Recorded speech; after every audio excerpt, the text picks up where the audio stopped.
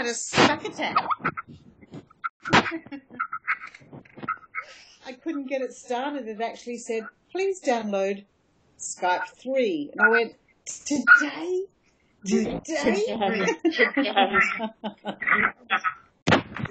Hi, Lisa. Here we go. Today we welcome Lisa Brown to MSstation Book Club and MSstation Radio. Lisa's book, One Tiny Bite at a Time, is a peek into a life filled with challenges, including multiple sclerosis, and a glimpse of a beautiful, optimistic spirit. You will find yourself enfolded in this book, in Lisa's story, which she tells us with humor, candor, and the always present belief in the future. No matter what, ever present in this book is her fight for her health and how she regained it completely. Lisa Brown lives in Perth, Australia. Both her son and her daughter are professional chefs, a testimony to a life living with a fabulous cook. We get to benefit from this too. Some of Lisa's recipes are included in this book. Welcome to the show, Lisa. Yay! Dude, sounds so good. I should hang up now before I ruin it. This is going to be fun. We are going to have a great time.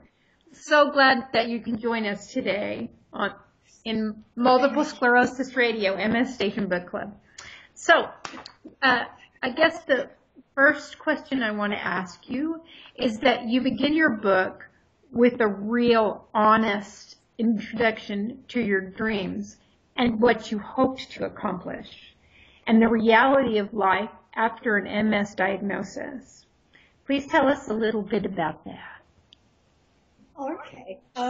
It was never going to be a book about MS because I didn't even know what MS was and I didn't have it. So I was actually doing a book with flowers and beautiful table arrangements and food combined with everything to bring people together in a really exciting environment. So I was really theming food and flowers together, and I was just going to knock Martha Stewart off her block. I was, the Australian version of that. And I actually remember seeing her on Oprah once going, is that it? Is that all you can do? Come on. And, so I was doing a Smarty Pants flower book. And I had a photographer, Australia's best photographer, came in on it with me and said, Lisa, you've got to lift the pages and we're going to, put this across with everything that you have in you. And what he didn't realize and what I didn't realize at the time was that what I had in me wasn't that anymore. So the book changed rather drastically from, fun and funky breakfast, cash and treasure mornings to, wow, this happened. And so it actually stopped being one type of book and then it began being something that I was exploring for myself and not realizing that I was exploring it for others as well, because food ends up being probably the most important part of everything I do to stay well. And, with that, what you just told me, with that in mind, so the journey was already started, the book journey. Am I right? The book journey was already started. Yeah, it was just going to be dirty. Yeah, it just yes, changed. It had. It just changed. Yeah. It just changed to, pretty with MS wrapped around it. So, it was just a different approach, but I didn't stop writing. I just imagined that I had something more valuable to say. And I kept living, as that photographer said, it always stuck in my head. You should be living in the pages. People can feel it if you're living in the pages. And he was referencing all the beautiful work that I was doing after 30 years of being a florist. But in actual fact, I stuck onto that sentence, which is, yeah, I have to live in the pages, and people have to be able to find me in the pages and know exactly what I'm trying to say. And that's with two fingers, because a florist never knows what to do with the typewriter. She just knows what to do with a beautiful vase. So I still can only write with two fingers. So that I got this book out at all is a miracle. And it does have the flavor of the flowers and the food. So you get it. You can't see the two-finger typing. You can't see the two-finger typing, can you?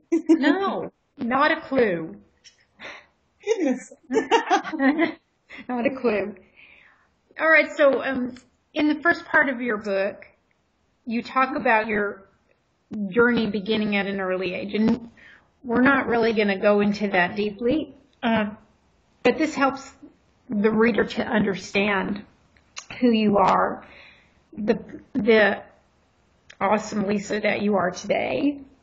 And so we're not going to go deeply into that. I'm just going to say, because that's a special part of the book that the reader's going to discover for themselves. And but we see how you arrived at where you are and where you became, what happened with you. Yeah.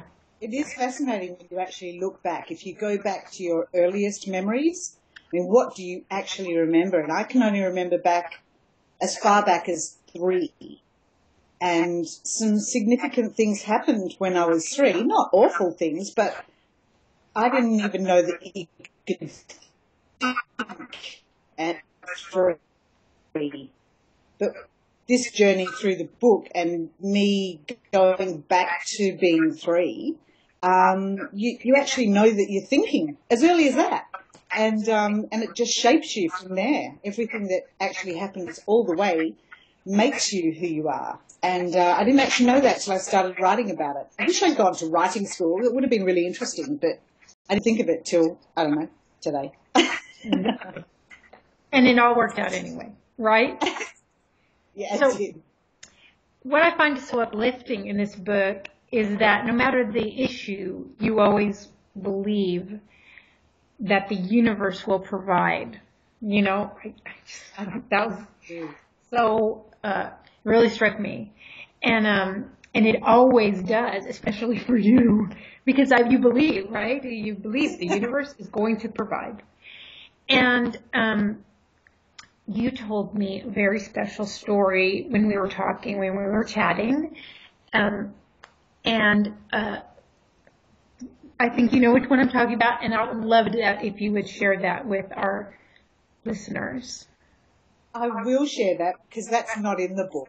I forgot. I should have met you earlier.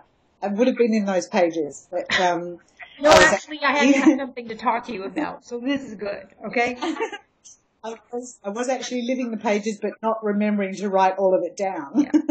Yeah. So, yeah, it was actually a really awful time, and there was no money, and we were in a rescue rental house. And when I say rescue, it's just kind of like somebody I knew helped me out, and we had a place to live.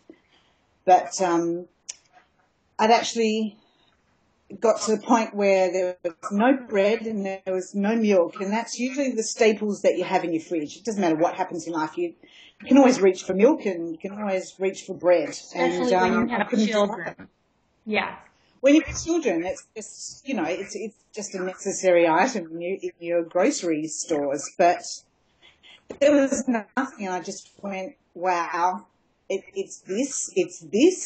I've come to this. And so I actually just actioned as if I had the money to go to the shops. I got in the car and to the shops. I didn't actually know what I was going to do when I got there, and I was crying all the way. And I parked in the car park, and it was raining, and I couldn't get out of the car. So I sat there and I went, how can I not have bread and milk for my children? I'm the provider. I'm the one they rely on. It's up to me. How can I look at them with this fail? So weeping in the car, the rain was too heavy for me to get out, and I looked to my left, and where you have the handbrake on in the car, there was a little bit of orange just poking out from underneath the handbrake, and I just thought, that's really weird. And I looked a little further in, and it was actually a $20 note caught underneath the handbrake. The car it wasn't a new car, but it was a second-hand car that I'd recently traded in so that I could have some extra money. And so somebody kindly had forgotten a $20 note slammed in underneath the handbrake. So I yanked it out and sort of uncreased it and just went, I'm just going to go and buy my bread and milk now. Gotta go. Thanks for that. Jumped in the shops, and so I'd always had the $20 and bought the bread and milk and got back in the car and just had a moment of gratitude, because that's kind of really cool. The universe just drops in at the last minute, and it actually does that. It tests you to see how far you can go on your own before it kicks in, and it's just almost amusing to them. And I'm sure up there, just like, yep, oh, she's nearly got it. Yeah, she's going to need 20. Let me tell you something. Throughout this book, I saw this over and over again. And, I mean, in so many different situations. And I'm not going to spill the beans, because that is for the reader to love and enjoy. But it's amazing. And, I just want to thank you for telling that story, because I know that's emotional, and it is emotional. Because if there's one thing that I'm really good at, it's, the masquerade. I think if you can live it, and if you're okay, and if you can, present your best self from the moment you wake up until the time the masquerade closes its curtains at the end of the night, I think you're almost there. The rest is just following through with the rest of it. So yeah. It's a big task, and I've forgotten that one. That was actually quite a cruel time. Thank you. I made you say it too. I made you tell it. But, I made you tell it, but it's okay, so for me, it's been I'm a very positive person, but it's been sort of a lesson, almost reminder to me. And so anyway, good job. Okay. So in your book, I was also tremendously inspired by your loving, giving story of when you accompanied your cousin to have a mammogram. And that's in the book, and I don't want to give away the whole thing, but I'd love for you to share some of that with us, because I think that falls in line with the other Lisa that we just talked about, who's so positive. And anyway, you want to share a little bit about that? Oh, okay. Well, she was pretty scared, and your cousin.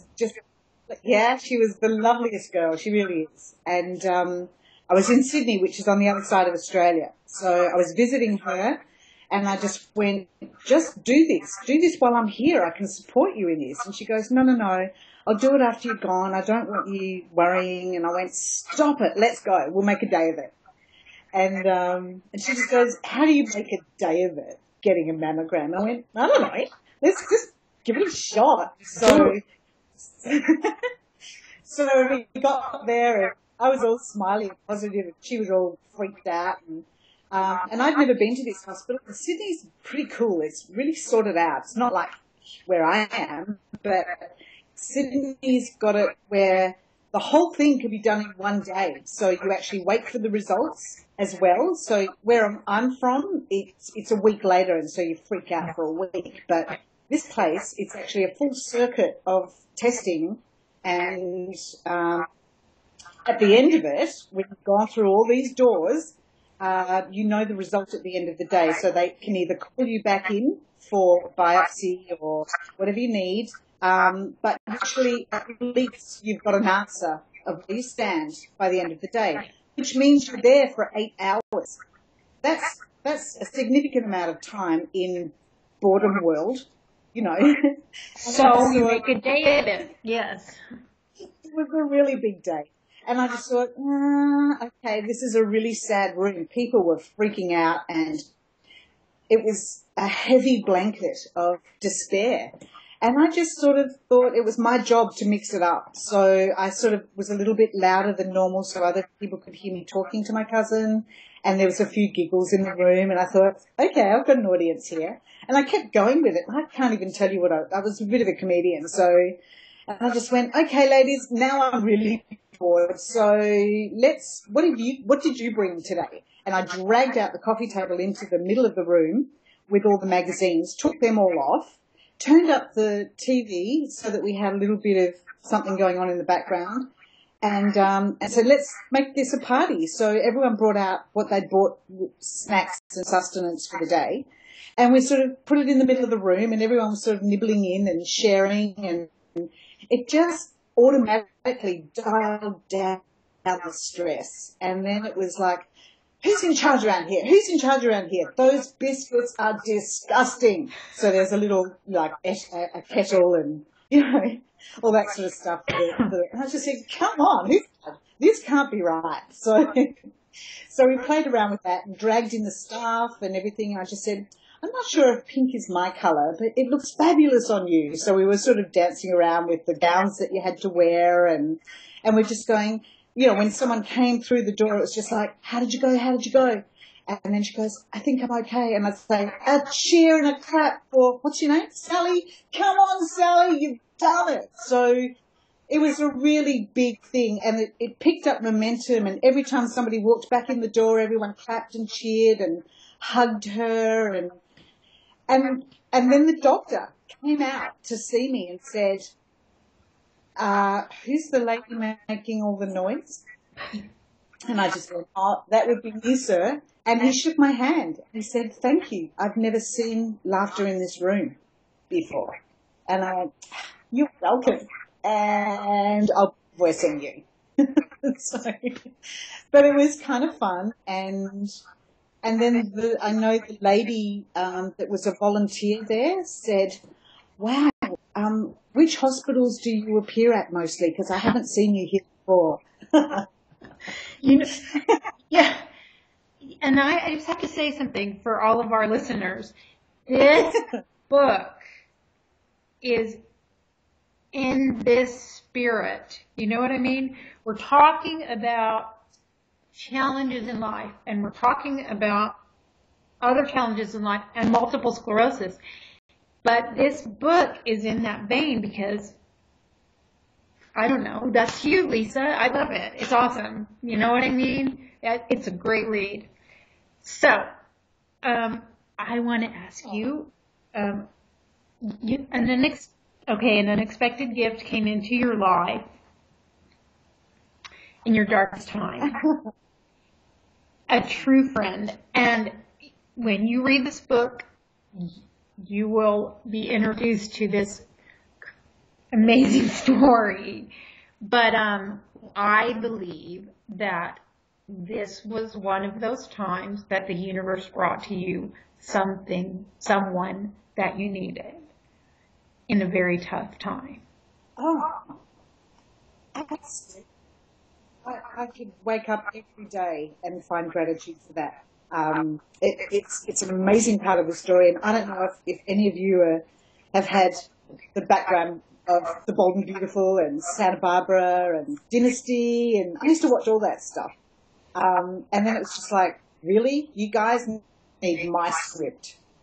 You've got a really, really sad script there, because I don't think story could be any more ridiculous. And it's the kind of thing that you wake up every day and 30 minutes on The Bold and Beautiful or this.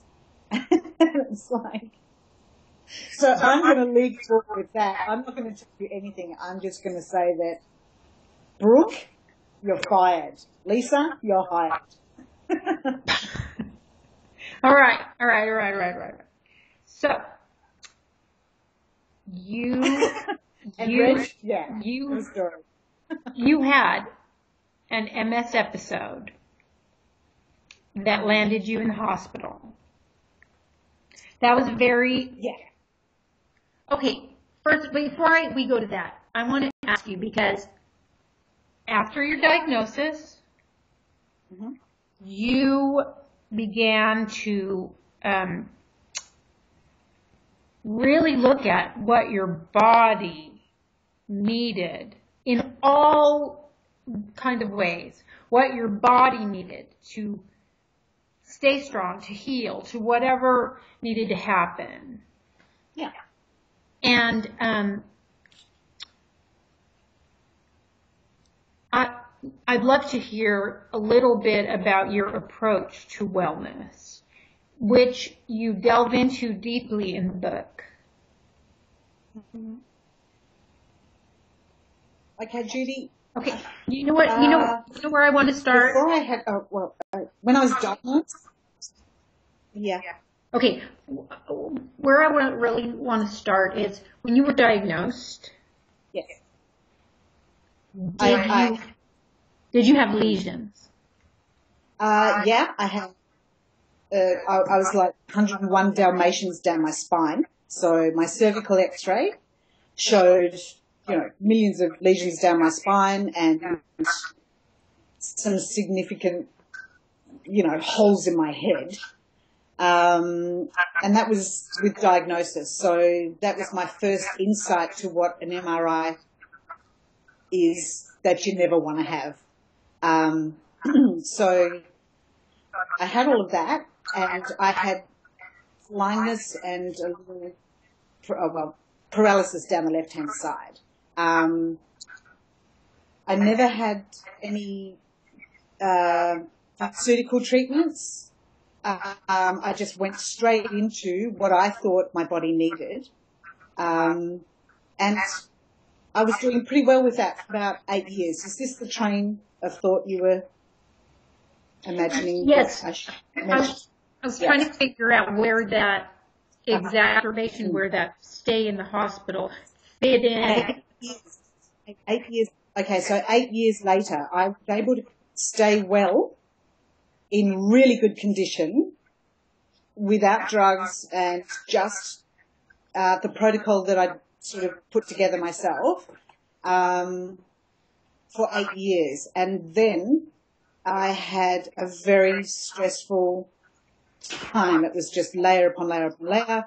And usually I was able to disperse that kind of stress, but it was financial mixed in with unable to afford what my body needed. So I didn't know at that time how to raise my hand. I'd been masquerading, as I've mentioned before, for a number of years that I was fine, I was doing well, I walked into every day with a positive attitude. No one knew that I couldn't rub $2 together.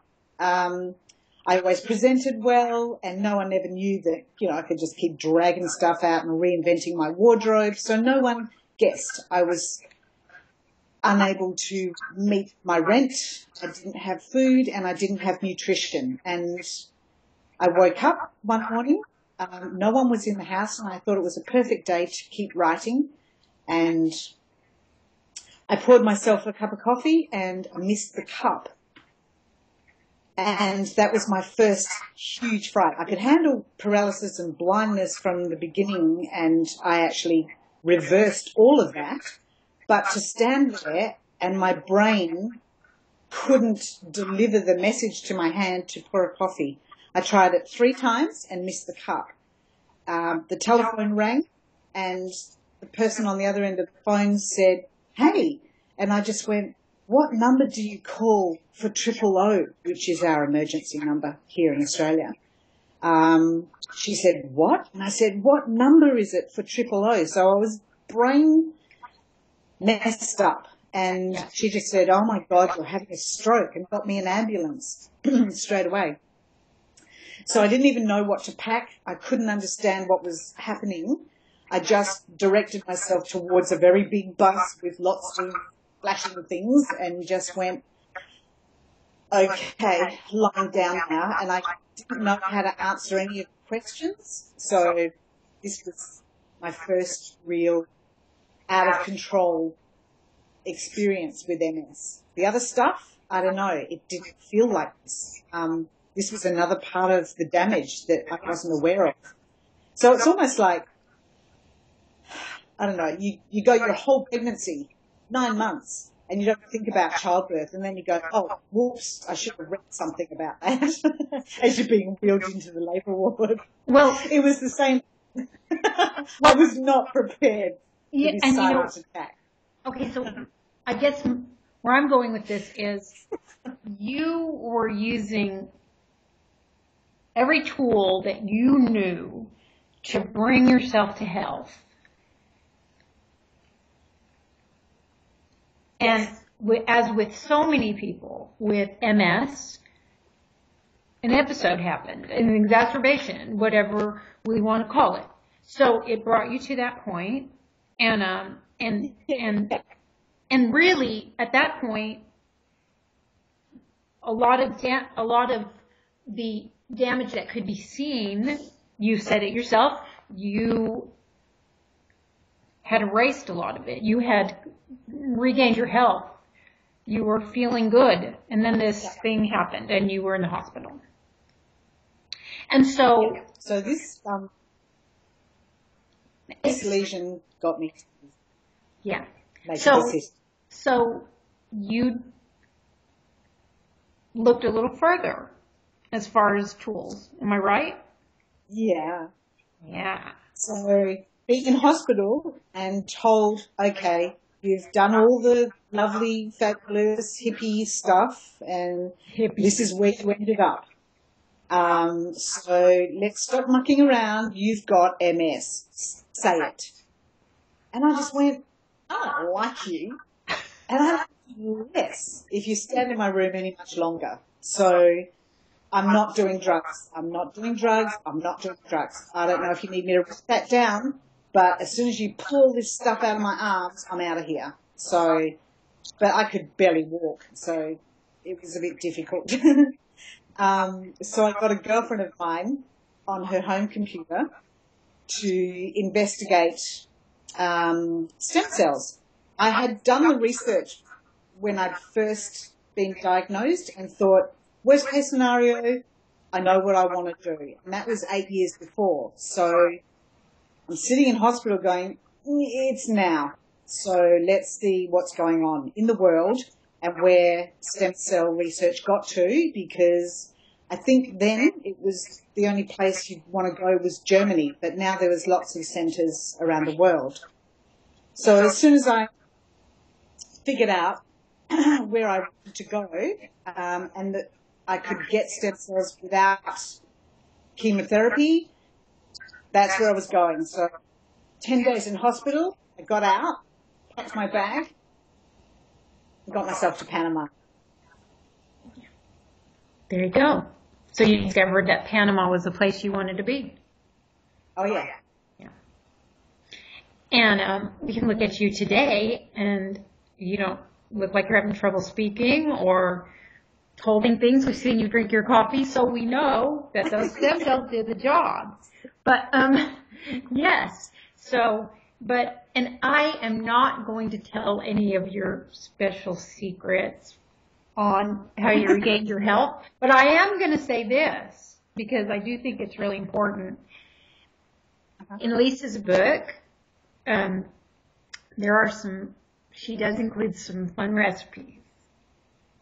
Yeah, based on her investigation, on her research, on everything that she learned. So that's a nice extra benefit, right? Yeah, they're kind of sprayed all over the book, like my life. It's not sort of in order. There's not a recipe section. It's just, I've just chucked a recipe in the moment. Sprinkled in there. It is. It's glitter. It's recipe glitter across the pages. Not too many. I'm saving more as I've learned more. The second book will have more in it, but definitely these fun recipes are things that have. It's still about health. It's not about, this is my story, and now you can have lemon meringue pie because I'm really good at making lemon meringue pie. Yeah. It's not. It's not that at all. I've reached a level of health that had to change recipes as well. I mean, I remember for 4 years I had investigated the recipes of my father's hometown. It took me 4 years to get the right recipes from the elders because they're all, they get to be 100 years old and they never write down their recipes. So it took me 4 years to find the people that were still alive from my dad's home in Italy that I could get, this golden book of treasures that you would pass on. After 4 years of that, and then ending up with MS, I looked at this book and went, another thing I don't want to share with anyone. Because I've learned so much about health, I cannot include this gorgeous stuff from my grandma because it's not the way I live anymore. So the books that ended up, it just shows healthy things. It's my healthy approach, stories that always wound up with a positive spin on it. And the recipes had to match that as well. This is how I live. I just don't want to include anything in my life anymore that isn't authentic and beneficial to living my best life, or anyone reading it living their best life. And you mentioned that there's going to be a second book. Yeah. I'm almost there, Judy. 2 fingers still typing. Well, but yeah. Well, I also remember that you showed me your sticky note board. Oh yeah, do you want to have a look? Just so creative, so much going on in your brain, so much fun, But anyways, very, very cool. I'm looking forward to the second book too. But the first book is pretty awesome. Is there anything you want to share with us? Anything else you'd like to tell us today? Was there something that you... It's really hard to not give away too much. So it's almost like, I'm doing a second book. The second book isn't separate from the first book. It's the continuing journey. So the first book actually takes you to my first trip to Disneyland. Oh, no, Panama. It's Disneyland for steamboats. It is. And I've learned between that first trip and the next trip that I took and all the nutritional upgrade that I've made since then. I've approached that first book one tiny bite at a time, and I continue that with the second book. You can only manage this one bit at a time. So it was actually really important for me to put across in the title. I love that everyone that's spoken back to me so far after reading this book is said, we know that it's all on Google. We know that we have the information, but it's overwhelming. So the way you've approached it, Lisa, it's just one tiny bite at a time. And I've gone, yeah, read the title. And I have to say that as I was beginning to know you, I realized that you are a true voice for multiple sclerosis, for finding the way to live, to heal, you are. And I saw that in many ways. I saw you on Instagram. I've seen you everywhere, all over the place, and you have a website, and where you share your positive, uplifting message. But it was a real pleasure to read the book, I'm going to tell you. So I want to thank you so much for being with us today. It's very interesting because Lisa and I are 13 hours apart. What a shame. I wish you were around the corner so we could go have lunch. But we're 13 hours apart, so we coordinated this interview so that we could talk today. And thank you for being with us on MSstation Multiple Sclerosis Radio, Lisa. Thank you. Have a wonderful day. Thank you. You too. Wait, you're just starting. It's morning there. It's evening for me. That was my morning coffee. I wouldn't be drinking it. All right, well, enjoy. So good to talk to you. Okay, Judy. Thanks so much for having me.